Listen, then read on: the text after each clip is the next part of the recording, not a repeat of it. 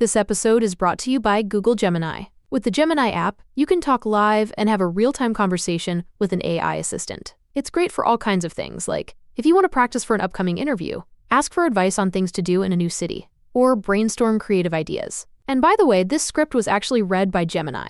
Download the Gemini app for iOS and Android today. Must be 18 plus to use Gemini Live. What if you could hear your favorite song for the first time again?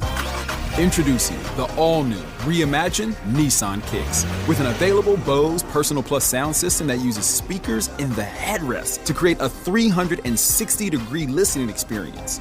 You've never heard anything like this. Reimagine your music and your drive. Experience the all-new, reimagined Nissan Kicks for yourself at nissanusa.com today. Available feature. Bose is a registered trademark of the Bose Corporation. This is Optimal Relationships Daily. Pain is inevitable. Suffering is optional. By Richard Paterson of thinklessandgrowrich.com. It's not your thoughts, feelings, or situations that create suffering in your life. It's the thoughts you have about them.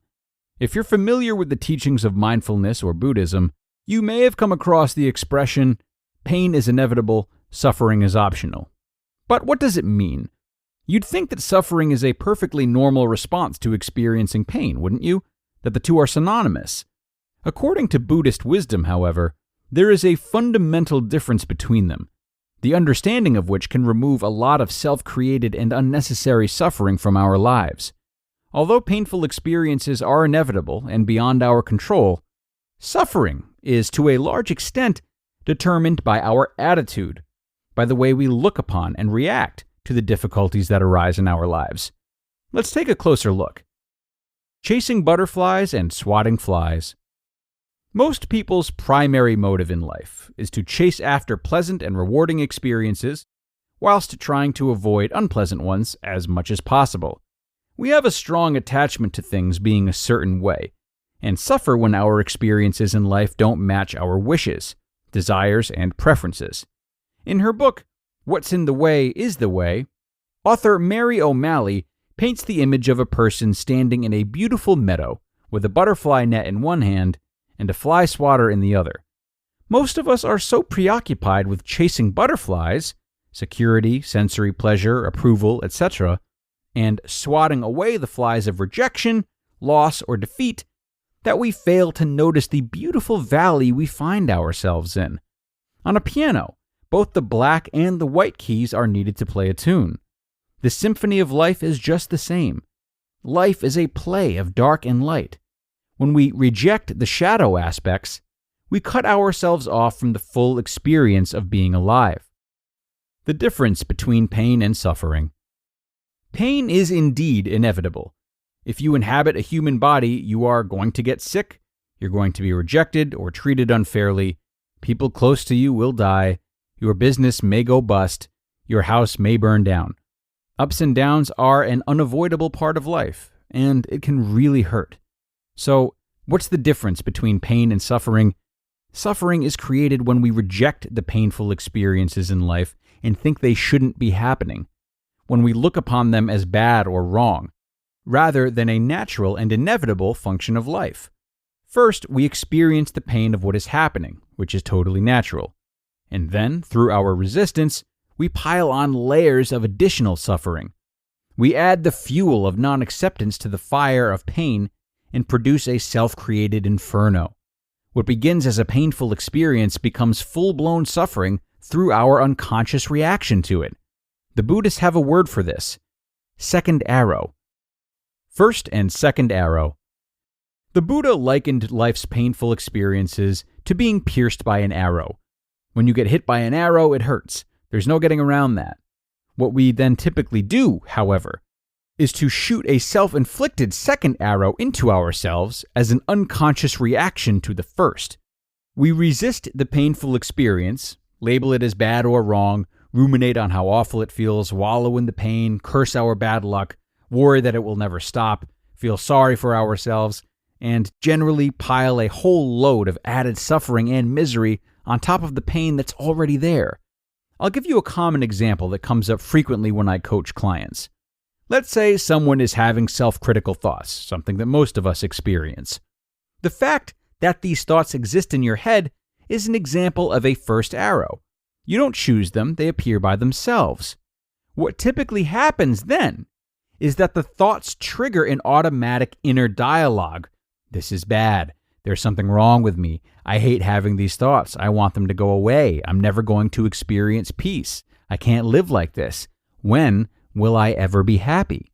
This knee-jerk commentary is second arrow, and unlike the initial pain, it is self-created and unnecessary. The first arrow is pain, and the second is suffering. Anyone can learn, through awareness, to stop adding suffering to the original pain. Here's what the Buddha has to say about the second arrow. Quote, "When touched with a feeling of pain, the uninstructed run-of-the-mill person sorrows, grieves, and laments, beats his breast, becomes distraught. So he feels two pains, physical and mental, just as if they were to shoot a man with an arrow and right afterward were to shoot him with another one so that he would feel the pain of two arrows." End quote. Pain is inevitable. Suffering is optional. Quote, "Between stimulus and response, there is a space. In that space is our power to choose our response. In our response lies our growth and our freedom." End quote. That's by Viktor Frankl. While it's impossible to go through life without experiencing pain, how we respond is in our own hands. Viktor Frankl, psychiatrist and Holocaust survivor, recognized the power and freedom that lies in being able to choose our response. What's the difference between reacting and responding? Reactions are automatic and unconscious. They happen on autopilot. Responses flow from awareness and are more measured and intentional. When you are aware of your own role in creating suffering for yourself, you are free to respond differently. Pain is inevitable. Suffering is optional. What happens when you drop the second arrow? Let's look at the previous example of self-critical thoughts. With awareness comes the freedom to choose your response. Instead of kicking, screaming, and fighting against what is already there anyway, you can choose to step back and watch the mind without judgment, drop your resistance / give the thoughts permission to be there, challenge the thoughts and question whether they are true or not, and observe the tendency to indulge in second arrow thinking and choose not to. All of these steps will stop you from adding additional suffering to what you're already experiencing. In general, the less resistance we offer to the experiences that life brings our way, the more peace we experience. What you resist persists. Most of what we experience is beyond our control anyway, so we may as well work with what life gives us rather than fight against it. You just listened to the post titled, "Pain is Inevitable, Suffering is Optional," by Richard Paterson of thinklessandgrowrich.com. This is the sound of your ride home with Dad after he caught you vaping.